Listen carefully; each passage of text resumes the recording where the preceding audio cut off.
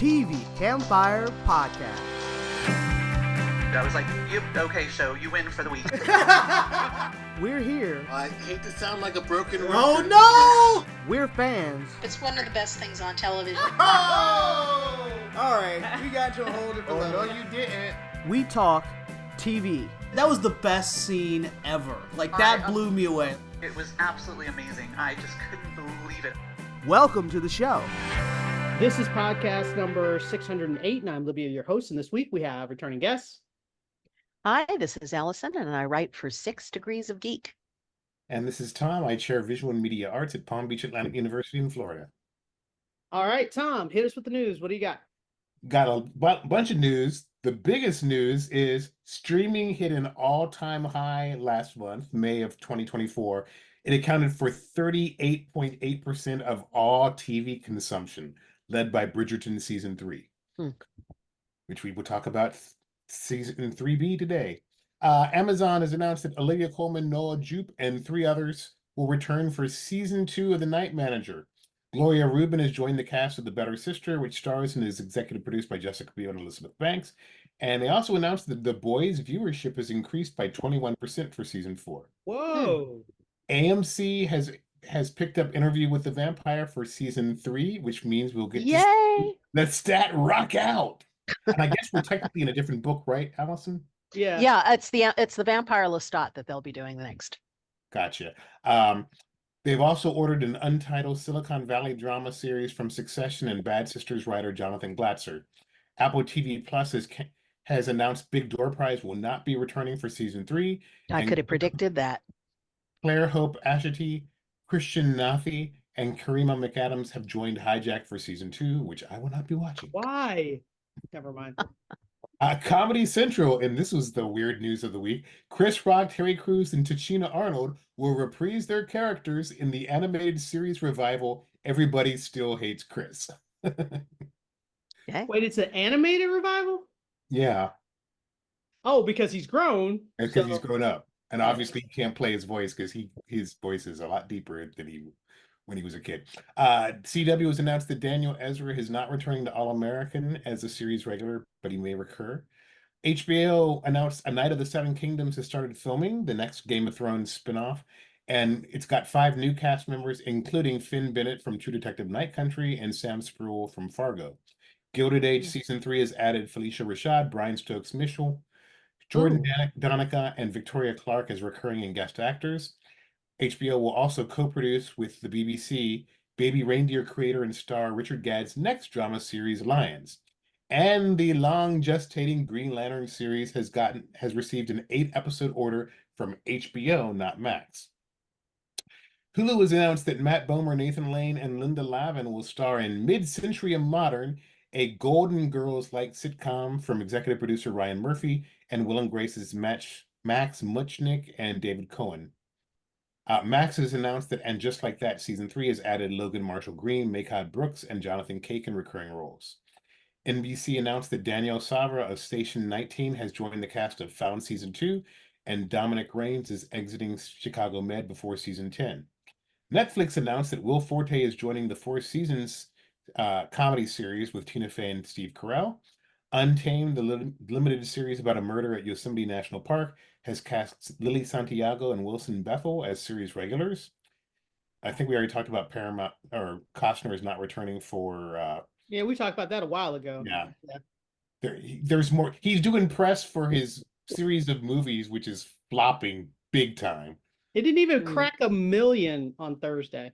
Well, it made 11 million for the opening weekend, which does not bode well for 4 more parts, especially since he's investing his own money. Paramount Plus has followed Max and Peacock with price hikes. Hey, message to the premium streamers: you don't have a sustainable business model if you have to keep jacking up your prices every year or more often. Harriet Sansom Harris will reprise her role as Frasier's agent BB Glazer on Frasier Season 2. Rachel Bloom will play her daughter Phoebe Glazer. Clever. Amy Sedaris will also play a therapist who works with Freddie Crane's fellow firefighters, and Patricia Heaton will play Holly, I presume a love interest for Frasier. Peacock announced that Anthony Carrigan for Barry, NoHo Hank, will play Calypso in Season 2 of Twisted Metal. Showtime announced that Jeffrey Wright would join Michael Fassbender in the political thriller series The Agency. Patrick Dempsey and Sarah Michelle Gellar have joined the cast of Dexter Original Sin as Miami Metro Police Captain Aaron Spencer and CSI Chief, respectively. And finally, two more things. Universal Television, Dominic Purcell and Wentworth Miller from Prison Break are going to star in Snatchback, a hostage recovery drama from writer Scott Rosenbaum. And finally, USA has picked up Resident Alien for season 4, so it will not be on Sci-Fi starting Yay. with the next season. I have to say, I made the mistake of wishing Sarah Michelle Gellar on back on television, but I was not specific enough. It's your fault. I need to be more specific with my what do you call it? Some what are those wishes that go back? They go wrong on you when you wish them. Oh, monkey's paw. Monkey's paw. I need to be more specific on my monkey's paw wishes, because I was like, I need Sarah Michelle Gellar back on my screen. I need her to be on another TV show. And I literally wished it like last week or the week before or something like that. And I was talking to somebody about it. And then this happened and I was like, oh, okay. Oopsie. You need to be specific. You're wishing on a star, not on a monkey's paw. All right, let's get started talking about the shows. First up, we're going to talk about Interview with the Vampire. And there were 2 episodes we have to discuss, though all I remember is the first one leads into the really good one. So the first one was really about Claudia's mature relationship-ish with her seamstress, and how this is like the first relationship that is just about her. Everything else has always been about Somebody else. And Lestat, and she's like the sidekick or the accessory to their relationship. And she wants to be the center, and she finally gets that, and she's happy. And Well, of course, it can't last. No, Naturally not. I literally thought it would last longer than just the dinner. Like, they're like, yay, let's have a celebratory dinner, and we're kidnapped. Like, I mean, she did not get along with that at all. Well, I think time was supposed to pass a little bit, that they were together a little while before we saw that dinner, but it's still not a lot of time. Right. Yeah. She was still a baby vampire, so Very Plus, much so. she was told, I guess it was a rule that you're not supposed to keep journals or diaries or whatever, and she kept a book, which Ben Daniels found. And my question is, when did she get to write that last quote? Like, F the vampires? Like, when did she get to write that? Because she writes it in regards to the trial. When did they give her back the book to like write a last entry? Like, that's the only thing that bumped me, because I was like, wait, I know why she's saying this, but when did she get to write it? Well, I think that was generally her attitude for a while before that happened. So, she and Madeline were both intending to get away from the Theater de Vampires. From the dysfunction. Yes. That's so I think true. that was her attitude for a while. So you can read it as being, deliberately in reference to the trial, or just her attitude prior to that too. I mean, what's his name? Louis is the one who did the change. He did try to support her, because I think what part of it was, if he let her go, then he wasn't responsible for her anymore. And I think he really wanted to get rid of that responsibility. And then he's like, oh crap, now I'm responsible for this child that I've just created. So that didn't quite work out for him. But yeah, I have zero respect for Armand, Mr. Because I think the next episode was That's All I Could Do, or something. What was it called? Yeah, I could not prevent it. I could not prevent. I was like, you are a lying liar who lies. And I just, like, when you watch the trial and you see him in this little box where he's just trying to just like be a witness and not pay attention to keep his head down, and then he uses his one little ability to help Louis, and they showed him fight Lestat. Like, he is strong. He's hundreds of years old. He's like 500 years old. So he is strong. If he really wanted to fight in that room and save them, he might have gotten killed. He didn't want to. I know. That's my point, Mr. I could do nothing to prevent it guy. the thing that kind of annoyed me, but that's what tragic love stories are about, is she finally has a functional relationship with Yeah. somebody after being around all these dysfunctional dude vampires, Right. and then they totally mess her over. I will give Louis points because he tries to redeem himself for his mistakes. Like he realizes he screwed up with Claudia, and he is genuinely trying to help her, even though once he gets all into Armand, he still doesn't really care about her. Like she is still kind of an accessory. Like she's just responsibility that he has to deal with that he doesn't feel like dealing with.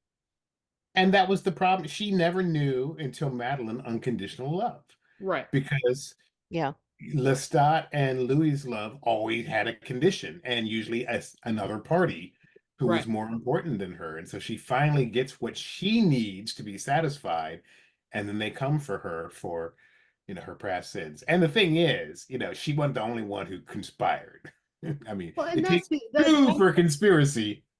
Well, the thing that I actually did appreciate about the trial episode is Lestat 100% admitted all his guilt. He was like, "I did this. He begs for forgiveness, but then shows them no mercy, which is like, yeah. I mean, he also has different and very bizarre versions of what happened, like particularly surrounding Claudia being made into a vampire. We saw a completely different version. And the thing is, this is what gets me is that Louis concedes, oh, maybe he's, that version is correct. I feel like that might have been the correct version. Well, except that it doesn't jibe with anything else that we know about Lestat. And whereas we've been told we've only been getting Louis' We're only getting Louis' version, but the thing with is a little dash of Armand here and there. Yeah, with a little dash of Armand. But I mean, it's also the fact that this is based on the book, and in the book, certainly there was nothing responsible about what Lestat did, and it was written without the idea that there would be like a whole line of other books afterward. That we were getting pretty much more or less how things went. That's what I like about the fact that they're doing both books together here, which is mixing the point of view. They're doing that, and they're trying to say that Louis was also not a reliable witness, narrator as far as this goes, which is fine, except that literally everything about that scene just felt artificial. The way the actors even played it seemed like this is just a cleaned up version, from Lestat's perspective of, oh yes, I was responsible and I did this and I said that, and it didn't play like real, which why it struck me as strange that Louis said, oh yeah, I think that's it, and even when he said that, Daniel gave him a really weird look and looked at Armand and looked at him, because I think they're going somewhere else with this. I think maybe Louis' version wasn't right, but Lestat's isn't either. There's something else. But what I think is the important part is how much they treated her like a thing. Regardless of whether Armand or regardless of whether Lestat was responsible or not, that's not what I was looking at in that scene. What I was looking at in that scene is he's dragging her across the floor as a thing that he wants Lestat to help him turn, and he doesn't see her as a person. She's an accessory. That's the thing. That's the important thing about that scene, I think. Anyway, Tom, go ahead. You haven't talked much. No, Claudia's treated like an accessory, a third wheel, whatever, pick your favorite odd person out, and that's how she feels. And so I would argue she is justified in the actions she takes. And I like how defiant she was during the trial. Because like Louis just kind of is defeated, and she's very defiant. And I thought she knows what's going to happen to her. She knows. Yeah, there's no two ways. Well, both of them know, but I just like the way that both of them. It speaks to their personality. Like they both know they're going to die, and Louis just gives up and is defeated. Well, Louis often tends to passivity. Yeah. Until he's pushed into violence or action, and that's not who Claudia is at all. I mean, I know, but that's what I like. That's all I'm saying. Yeah. No, she's like, I liked her curse. It's like, if there's an afterlife, I'm gonna pack you down and That's kill what I you like. She was again. like, I need you to And move if the there hat isn't so I one, can I'm see that coming guy back I'm with the gonna find hat." a anyway, way. I like she was like, remove your hat so that I can see the dude in the back, so I can see all your faces, because I am going to haunt you all. Yeah, that was great. I'm looking for, because I know that they're changing up things and going their own way in different ways. So I'm hoping that that whole speech is not just, an empty thing that she's saying at the end of her life just to be defiant, but will actually pay off in some way later on. I would love to see that happen. Well, I considering that mean, we saw a lot of Lestat while he was allegedly dead or recovering in Hmm. people's, he except was that she haunting literally turned to people's dust. imaginations. Yeah, but she literally turned to dust. But that look on Lestat's face as she turns to dust was worth it for me, because he got gut punched. It's like he wanted them to suffer, but then when they suffered, he was like, "Oh crap, they're suffering." Like What it. do you think was going to happen, dude? I know. So I did appreciate that. And now our cliffhanger going into the finale is that Louis is now buried under lots and lots of rocks. And somebody pointed something out that I hadn't noticed. Um, that sand garden or that rock garden that Louis has in his new fancy house, when someone says something to him, or the reporter says, Daniel says something to him about where's your coffin, and he's like, we're standing in it. So that Hmm. could be like, I feel like that's like maybe he took those rocks that he was buried in and he made that his sand garden, which is really twisted, but I Yeah. like That is, but that's an interesting It point. I fits, hadn't thought though. about that. Yeah. So I saw that online. Somebody said that. I was like, oh, that's kind of cool. All right, but we need to move on. So I'm thumbs up. The trial was great. Yeah, real excited for the last episode tonight. Yeah. Next up, we're going to talk about Acolyte episodes 4 and 5, which should have been one episode, and they should have trimmed some of 4. 5 I felt was the right length, but 4 had like extra stuff that was kind of unnecessary, and if they had played them as one episode, the pacing would have been a lot better. Mhm. But I'm glad that we get to talk about them as one thing versus that cliffhanger which was very cliffhangery. It wasn't a cliffhanger. It just stopped. It was just stopped.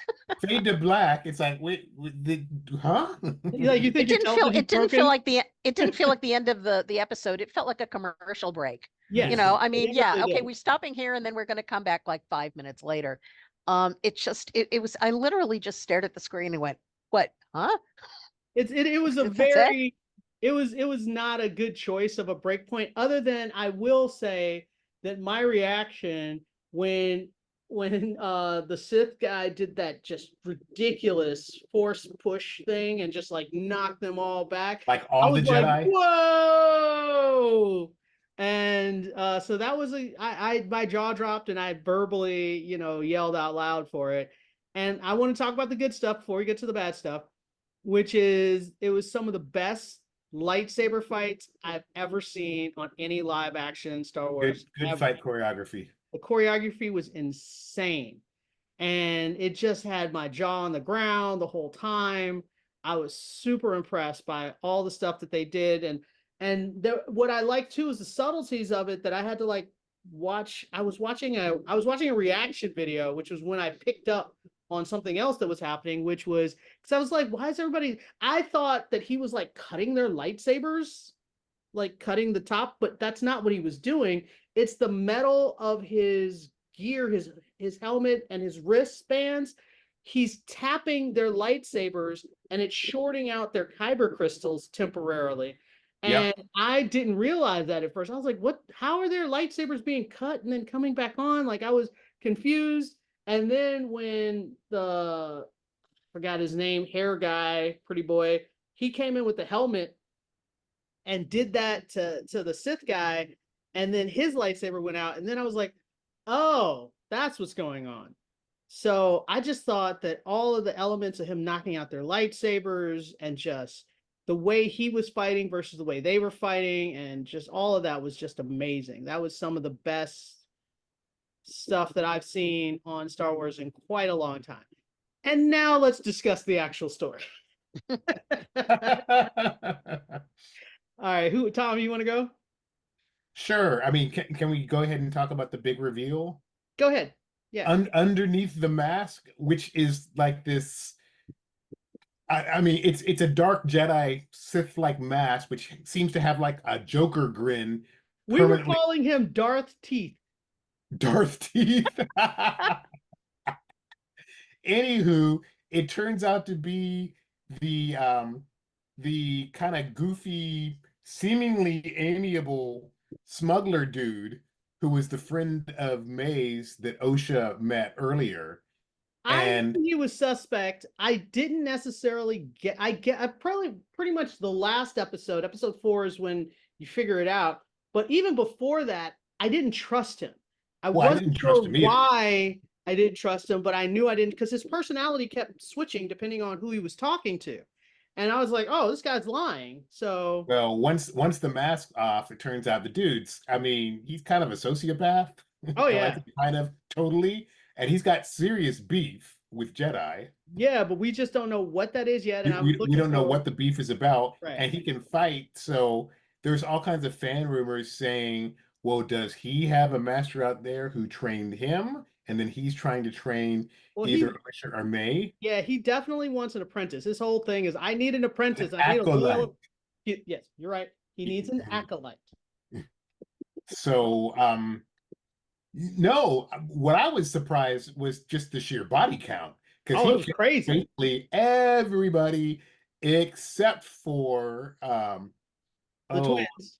The dude from Squid Game. Soul.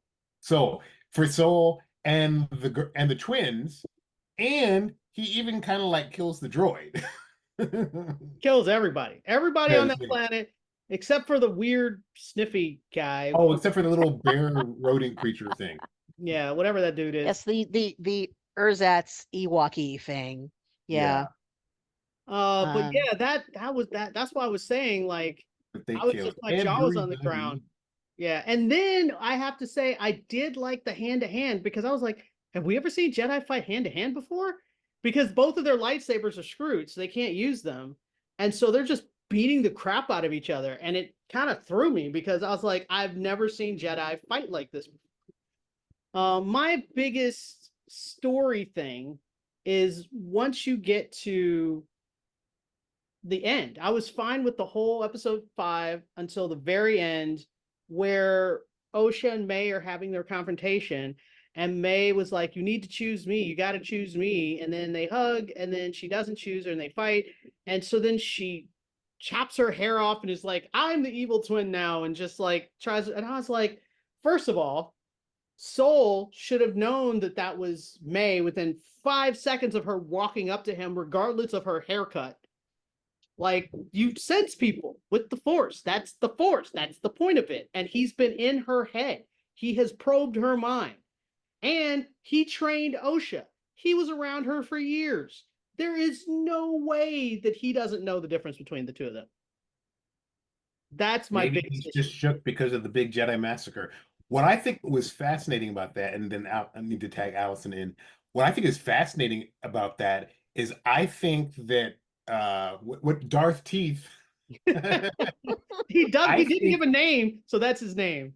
I think he really kind of wants to train Osha over May, because he thinks May is weak, because May was ready to cave, right? Because she was confiding in him before she found out the truth of his identity, right?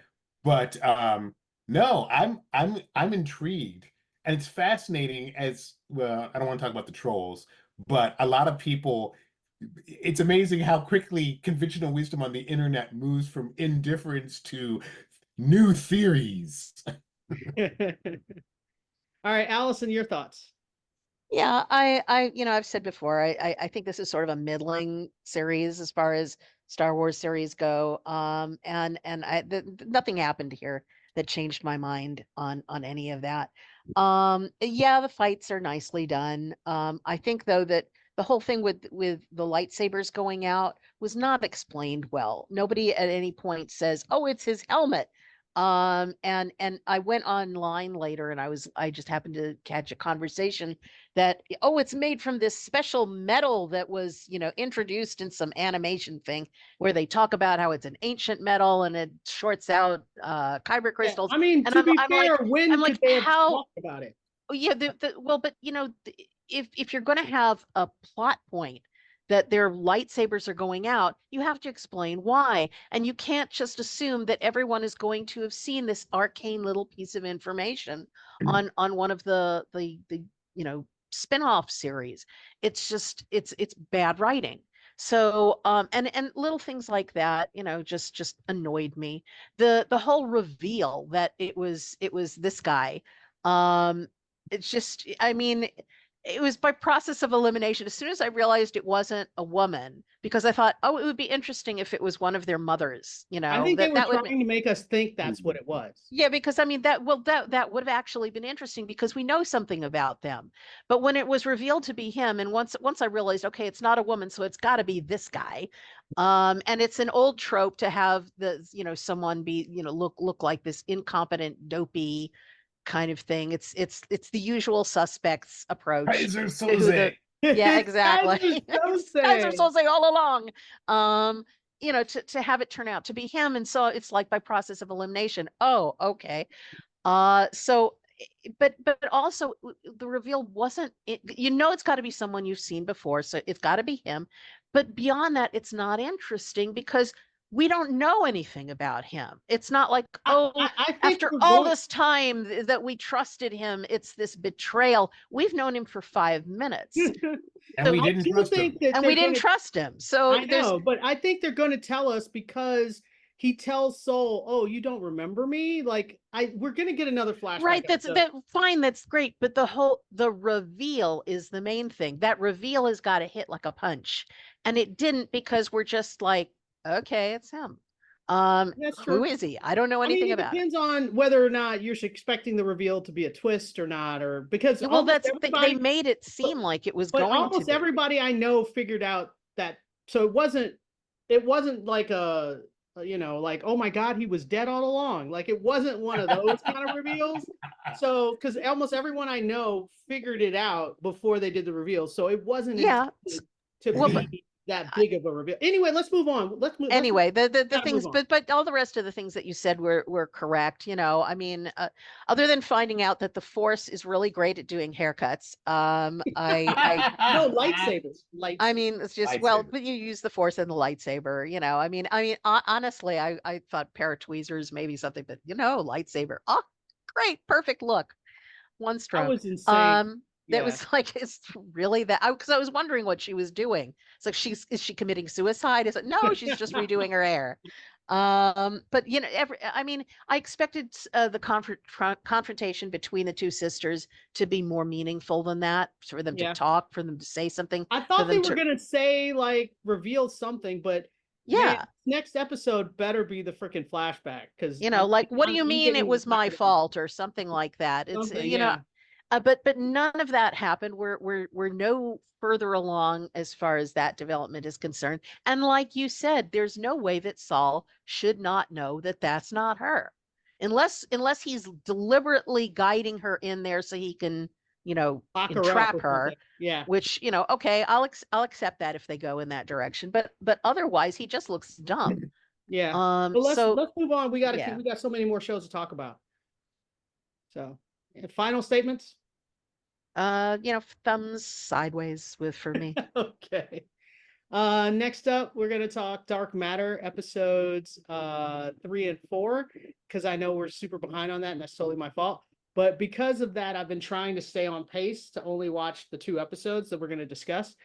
And so these episodes, in case for all of those who have forgotten, are just really defining the box and the jumping between universes. So episode 3 is about, he gets captured, tries to figure out how the box works, and then realizes they're going to keep him locked up forever. And his not girlfriend from that universe rescues him, and they escape together.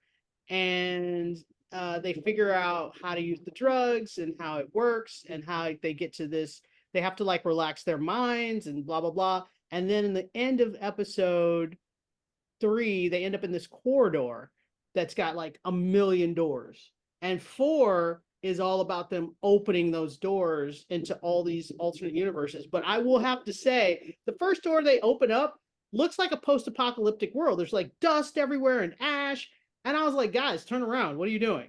Like, It's why like, are you going? Clearly the wrong door. I Hey, was like, we paid this is money for these special effects. We want to see them for a couple seconds.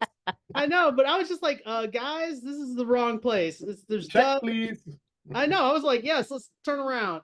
I did like they got to one where like there was a tsunami coming at them, and they're like, oh crap, and they closed the door really fast. And then one of them, I think there's a black hole, and Well, so the sun is like has moved all the way really close, much to the planet. closer to, Right, to right, Earth. right. Yeah. Yeah, so it was like crazy stuff like that was happening, and I was cool. Like, I liked that they were showing those different worlds. I thought that was pretty cool. What I didn't like is Miss Psychiatrist chick losing her mind twice in that episode. First time, she's like, these corridors must end. There must be an end. And so she just starts sprinting down the hall. And he's like, no, it's infinite. Stop. There's like, you can't get to the end. And she just keeps running. And so then he finally catches up with her because she finally gets tired. And then we get to open a door where there's a blizzard, which will obviously kill you. And she's like, I have to run. I need air. And I'm like, couldn't you have waited till they got to a door where it was like a beach? Like, you know, like, why would you run into an obvious blizzard? And then he has to go chasing after her. I would have closed that door for real. Like, he didn't know her that well. Like, you know what I mean? Like, He's the hero. Exactly. He No, can't do that no. kind of thing. Ah, Any of no. us would do it, but that's why we're not starring in a show like this. Yeah, I would have left her. I can't deal. Don't panic in a crisis with me because I will leave you. So I was just like, no, you were very unreliable. You're gonna get us killed. Bye. So yeah, then they had to like figure that all out. And I will say the thing that really hooked me on the show was when they finally figured out how to control the doors. That's when I was like, okay, this is different. This is what sets this show apart from all the other multiverse, whatever. And I really like that. So somebody, And Jason too, meanwhile, is trying to keep up this facade of pretending to be Jason 1.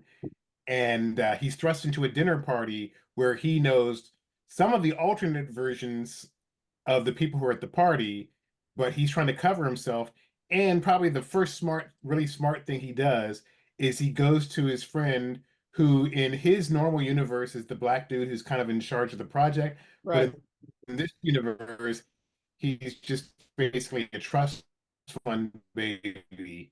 And he doesn't seem to be that he smart recruits either. him to fund him to build a smaller version of show me. Say what? He doesn't seem to be that smart either. Like, I'm not overly impressed by his intelligence. Jason- The trust fund baby guy. In this version, in this world, he's not. He's not. He's Right. just kind of a lazy, like, But living off his thing that trust fund guy. bothers me the most about Jason 2 is his entire point of doing this and swapping out is he's like, I want to unchange the choice that I made. And I want to pick my family over my career. And then he's like, you know what? This is boring.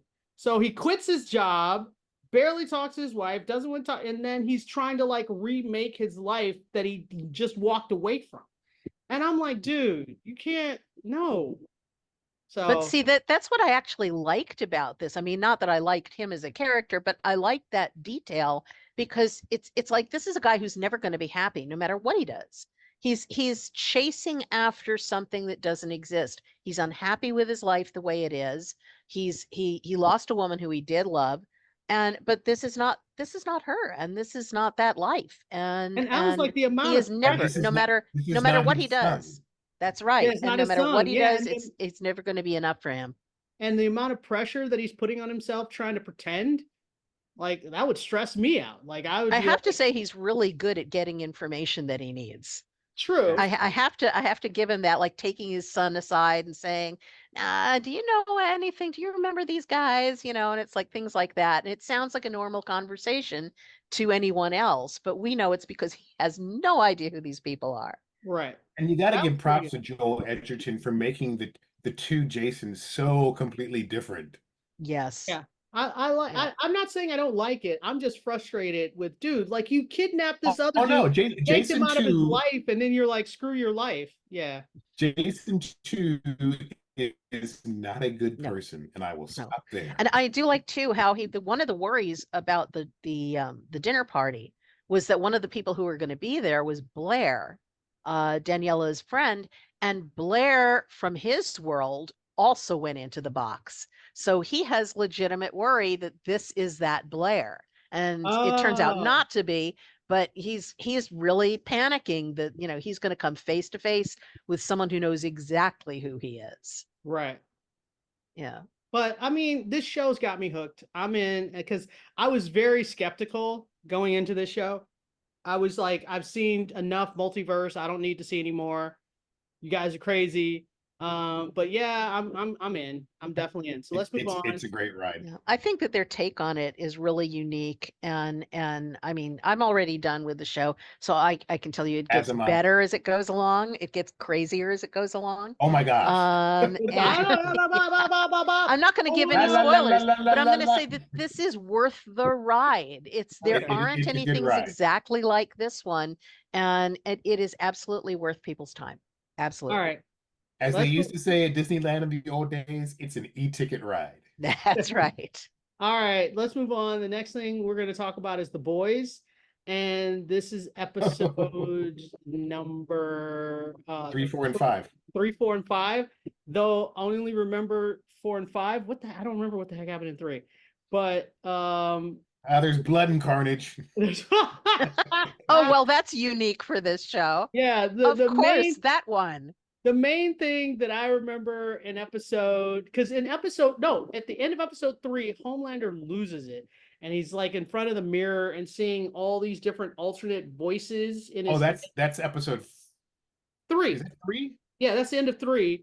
He is having like this psychotic break almost. And he's looking in the mirror and he sees like 5 different versions of himself. And finally at the end, it's like they tell him he needs to go home. Go home. Yeah, because he's like realizing he doesn't really know how to talk to his son.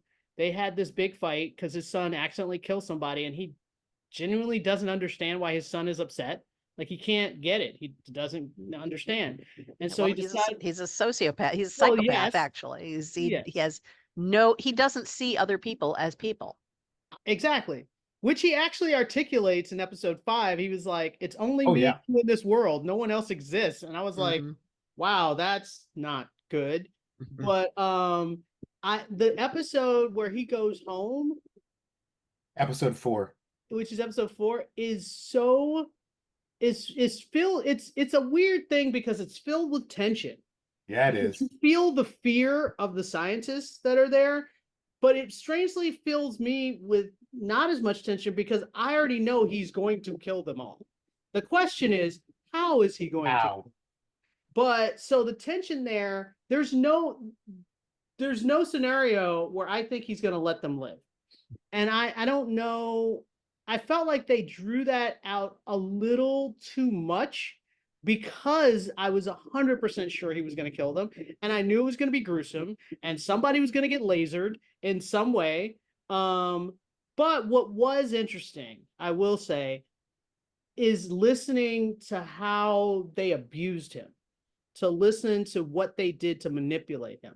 I think that was really the about point his of it. birth, which was like terrifying. That was terrifying too.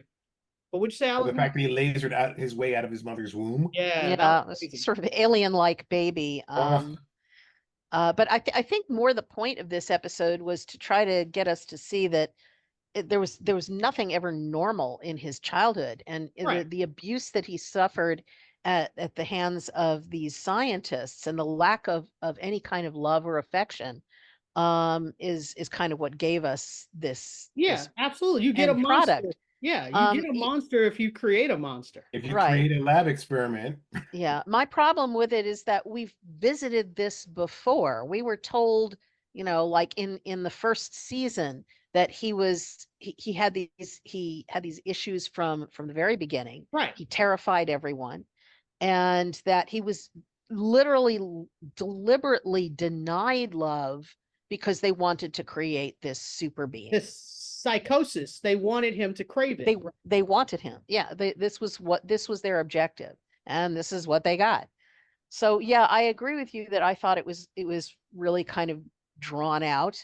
I was more interested actually in the story with Huey and his dad and seeing his mom again.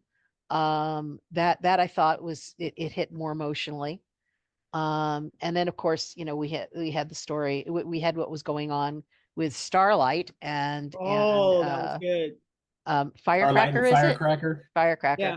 who I dearly, I mean, when she lost it, it was like, she's the audience. That's me. I wanted to punch her out too. Well, the thing, I will reiterate. My issue is that Firecracker gets outed as basically statutory raping a 15-year-old boy when she was 26, and she's like, "Hey, I did this, so I admit it. So But I'm owning it. Yeah, I'm owning it, and I feel sorry, so it's okay." But Starlight I prayed to Jesus, so it's okay. But Starlight had an abortion and didn't tell you guys about it, so that makes her a monster. And I was like, what? Like, sigh. Anyway, I was afraid that they were gonna make it to where Huey didn't know that she did an abortion, but they didn't, which I give them points for. They talked about it, the two of them discussed it, and were like, in the situation we're in right now, we can't have a kid.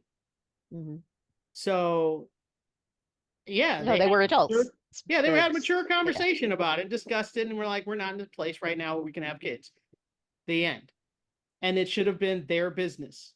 And the fact that they publicized her hospital records were like, the invasion of privacy of that was just What's a HIPAA violation too. Yeah, so that was really, really crazy. And she lost all her followers. Oh, though I feel like, to be fair, I feel like she also lost her followers because she beat the crap out of Firecracker, and that was kind of awesome. I don't know. I might have started following her for that. So, any other comments, you guys? Somebody else take it. For me, episode 5, the returning special guest star Giancarlo Esposito. They get that was good. They get Stan out of prison under the guise of a pardon for the virus, which I guess is part of the plot line for Gen V. For Gen V, the show that I only watched the first 2 episodes of. But they go raid the facility where they're working on the cure or on the virus, and there's a bunch. It's leaked into the ground. The V is leaked into the groundwater, so you've got all these super powered farm critters. Oh my god! Crazy teeth and flying and strength and whatnot. I have to say, the flying carnivorous sheep were that just cracked me up. I'm sorry. That was the best. My jaw was on the ground watching that episode. That was really, really good. I mean, not only are they carnivorous, but they fly. They fly. And when they were tearing that bull apart, it was like, are you kidding me? Oh my goodness. It was nuts. It was one of those kinds of things that only the boys would do. Yes, absolutely. I have a question. Are we all saying that Jeffrey Dean Morgan is a figment of Butcher's imagination? Are we all in agreement of that? No. I hadn't thought about that, but now my mind is going back frantically and trying to think of a conversation he had with anybody else. He has not talked to anyone other than Butcher. And he only talks to Butcher when he's alone. Considering Butcher's state of mind where he's seeing his dead wife a lot. Yeah, but there's that's also a possibility. That's a possibility. When he was torturing the guy, like he chopped the dude's leg off and he's talking to him, he was like, we are gonna do such and such, and the dude was like, what? Like he looked around like, who are you talking about? Oh, interesting. So I had not thought caught we that, had but talked that about this. that's all I'm Interesting. going to notice from here on out. But you could be absolutely right. Because if he has not had any other conversations, and we know he's seeing his wife, and we know Well, he's his got that wife weird is like- parasite in his head. Right. The wife Um, is like the good, like the angel, and Jeffrey And Dean Jeffrey Dean Morgan Morgan's the devil. Yeah, he's the devil. Yep, that's what they're doing. Good cop, bad cop. Okay. All right. I very thank you. I had not noticed that before, but now that's You're all I'm usually going the to one that see. does that. Yeah, you're usually the one how that knows. how about that Vought on Ice spectacular that Oh went my! Oh, Oh, we forgot about that. oh my God! that That was the most bloody ice skating I've ever seen. mainly because Huey's in the vents and a sweat bead drops down on Homelander, and so he just starts laser eyeing here everywhere and chopping people in half. To be fair, he's not trying to kill them. Well, no, but But he he's being doesn't reckless. care if he does He doesn't either. care if That's he the does. point. Being reckless, But he's not trying to. But it was crazy. That was just crazy. and they blame it on an electrical fire. I was like, how's an electrical fire gonna laser somebody in half and chop off somebody's hand and just oh my goodness. It was crazy. One last thing. A-Train and the woman Friday who got demoted Oh, Oh, right. are in cahoots. are in cahoots, so they frame the Newscaster. the newscaster as the leak, and also Sister Sage basically lobotomizes herself, and that's why she's willing to have sex with the Deep, which is like Yeah, Ew. that was Like, creepy. there's so many things wrong with that. with this show. The fact that she needs to lobotomize herself to find the Deep attractive is hilarious to me. And the fact that he's okay with that lets you know how dumb. Oh, come on. He's doing it with an octopus voiced by an Oscar winner. Come on. It's not like he has high standards here. You know, Yes, I mean, no point. standards. I see your point. But the fact that she knows that she despises him, yet she's like, but if I get a lobotomy, then you're attractive. Like, no. Find somebody that you find attractive before, then lobotomize yourself. And it's just so many but things. you know, it's not even so much about finding him attractive. She put it herself. She said she needs to get away from herself. She Yeah. needs to stop being herself for a while, which is really a sad commentary.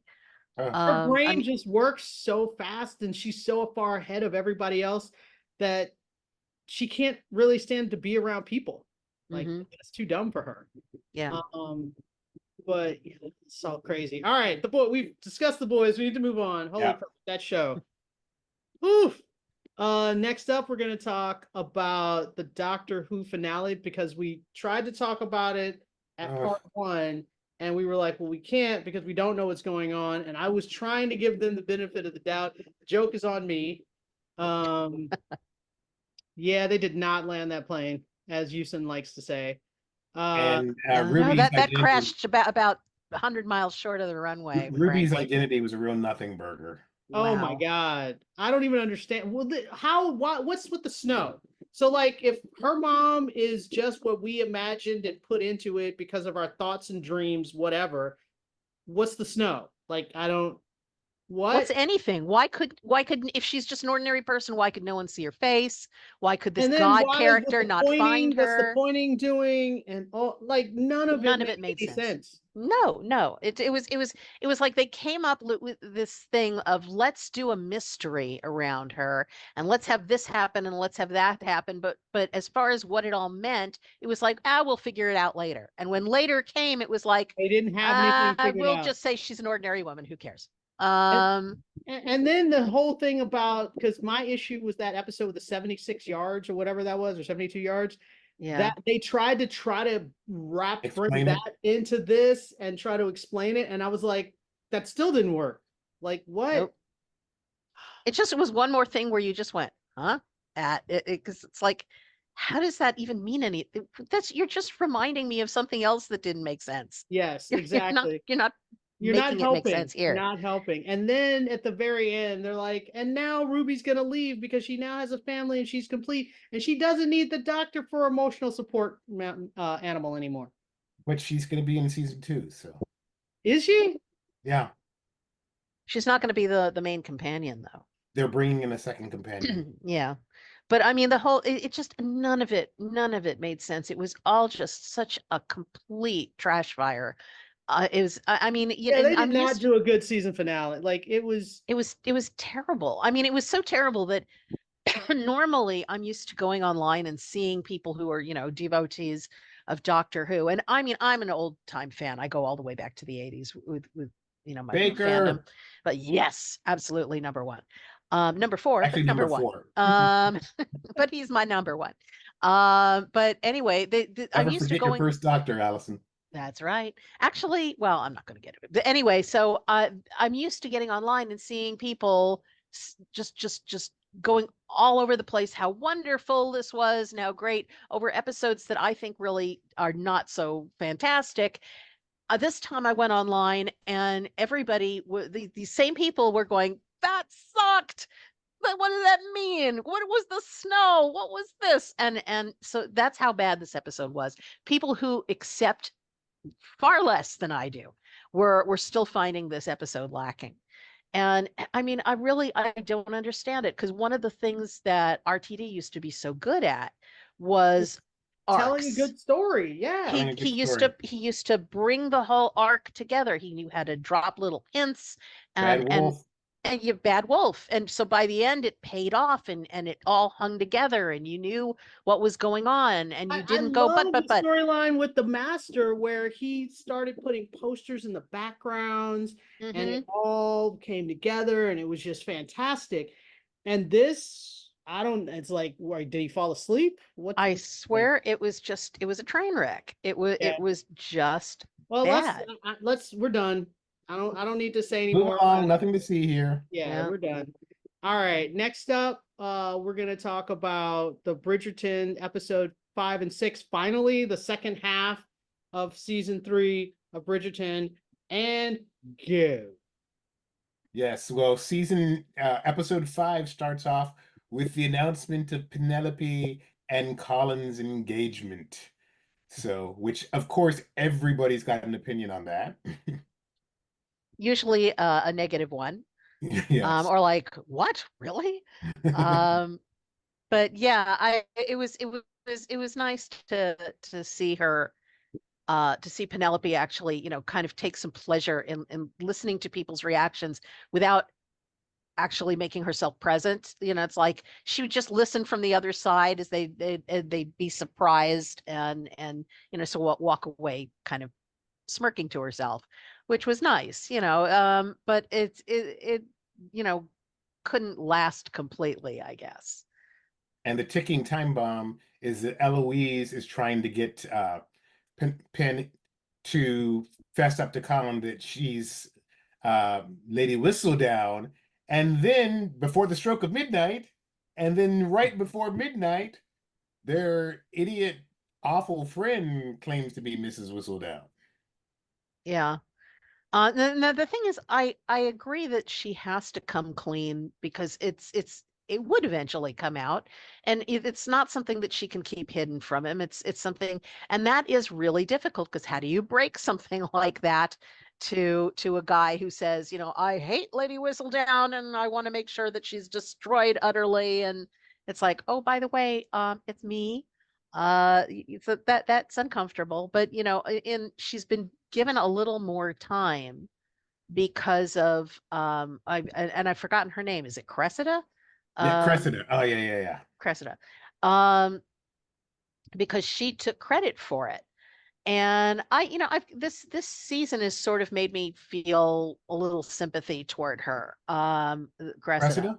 Yeah, because we've seen what her family life is like, and it's horrible, and you can see that she was really trained to be that way, that they thought this is what she's supposed to be like. And so she's just kind of followed that. And now she's trapped. Nobody wants her, and she needs to get out from under her parents, because otherwise she's going to be sent away to live with her aunt, and she doesn't have a whole lot of options. She's gotten it into her head that this is a way she can get, because the queen is giving this award money to anyone who finds out who this is. So she thinks she's going to get this and be able to become financially independent. And so I have to give it to her to do that. How she's going to pull it off, of course, is another thing entirely, because she doesn't have the wit for it. Nope. But I do feel sympathetic toward her after seeing what her family is like and what she's up against. I do feel more for her than I did before. I would say I feel empathy for her, but not sympathy, because she's still awful. Okay, that's fair. That's fair. So, but I think that takes us through 5 and 6. Okay. The juicy stuff happens in 7 and 8. All right. Well, that's fine for me because I didn't know what you guys were talking about. So I was blissfully not spoiled because all of everything. Maybe like, I don't care. It just sounded like gibberish to me. So that's blah. All right. So let's talk about the bear. Arr. I like the thing that I loved about the premiere. Stream of consciousness. It was crazy stream of consciousness, but it also made me realize that it takes place like maybe an hour after the finale of last season. And I thought that I remembered everything that happened in the finale, but as I was watching the premiere, I realized I didn't.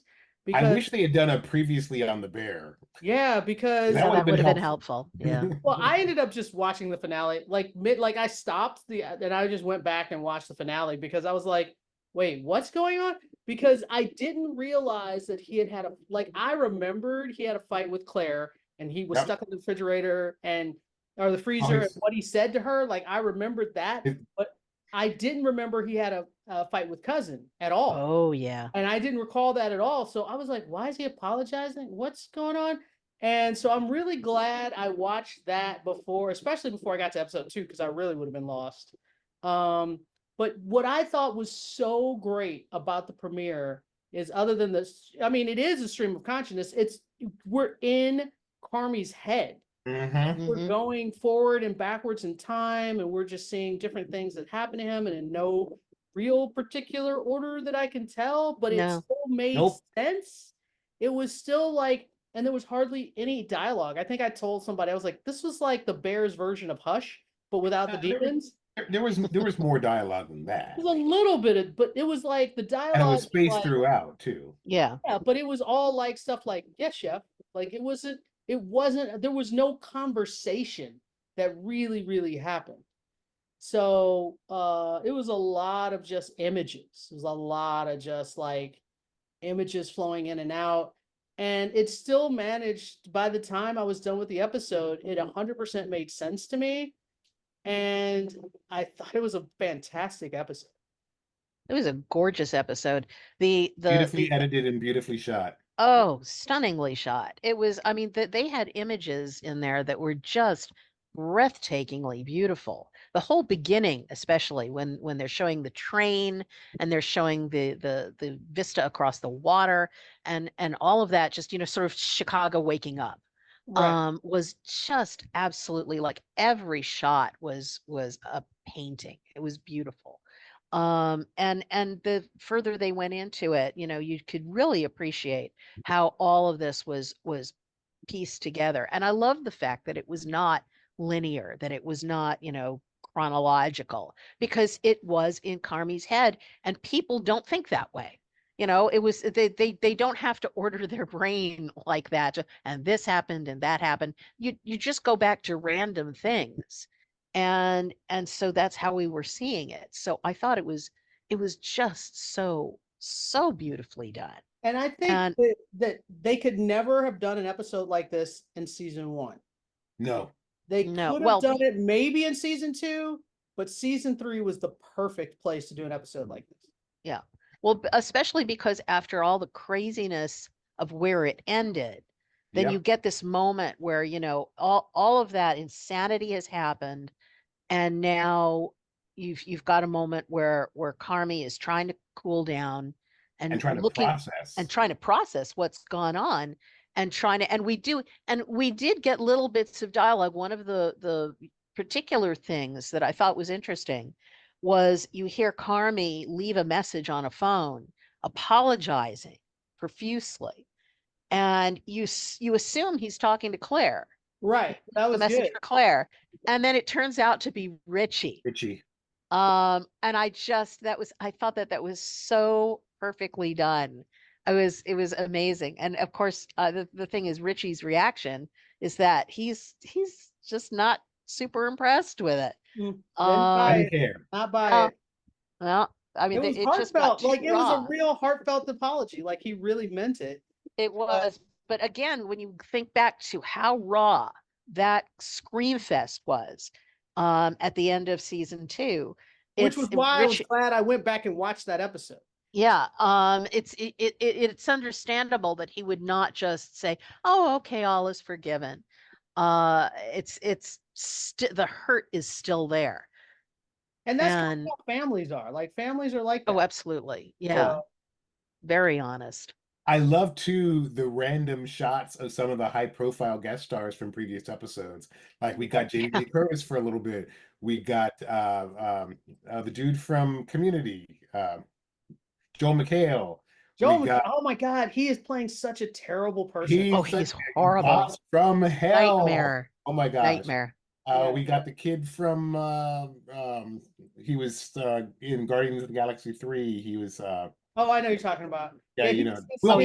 Will Poulter. Yeah. I mean, you got all these high profile guest stars that they just got back for, like, we just need you for like not even half a day.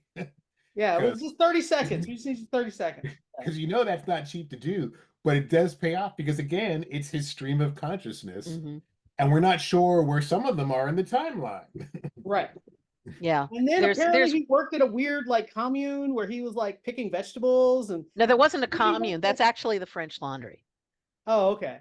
Because I was like, when is he doing this? I was kind of confused about that. But that's the thing that was cool about it, is there were parts where I was confused, but it was okay. I love the fact that Maddie Matheson, who's an executive producer now, and was always one of their culinary advisors, he's like their schlubby friend who's always like, "Ooh, let me help." But I didn't know that. In real life, he's like an uber foodie guru guy. Oh, that's cool. Huge. But let's talk about the second episode. Episode 2. Yeah, that actually my favorite conversation, the dessert guy. Why am I blanking in his name? Marcus. Marcus. Mom. My favorite conversation in the entire episode is Marcus talking to Carmi, and Carmi's like, "If you need anything, if you need any help, etc." And Marcus just says, "Is that what you did when your brother died?" And Carmi's like, "No." It's like, oh. But then, no pressure, Marcus is like, "So I'm gonna need this restaurant to succeed in order for me to adjust to my mom's death. So can you just do that?" And I was like, "Oh my God." Like, all of that was great. But what I really loved, because we talked about the editing and stuff, is the different, like, as every person got to work at the restaurant, the layers of the fight got more intense and more intrinsic and more just like, what was it, non-negotiables? And Non-negotiables. He's trying to explain what non-negotiables are, and then it just escalates. His non-negotiables were insane. Like, he's like, "These aren't crazy." Like, yes, they are, dude. They're absolutely crazy. And so all of that, and then he's telling Sydney that she's a partner, and he's got paperwork to make her a partner, but he's still treating her like an employee because he's coming up with his non-negotiables on his own. If she's a partner, they should be coming up with this together. Mm-hmm.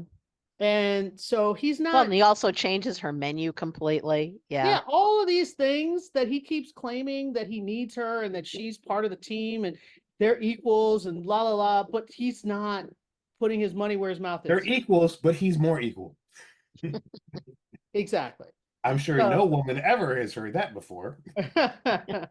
Yeah, I just really don't like the way he treats her. Like, it really bothers me. Well, you can see that certain characters are on collision courses. Yes. Oh, yeah. Very much so. Which is, absolutely, because that's definitely where this season is going.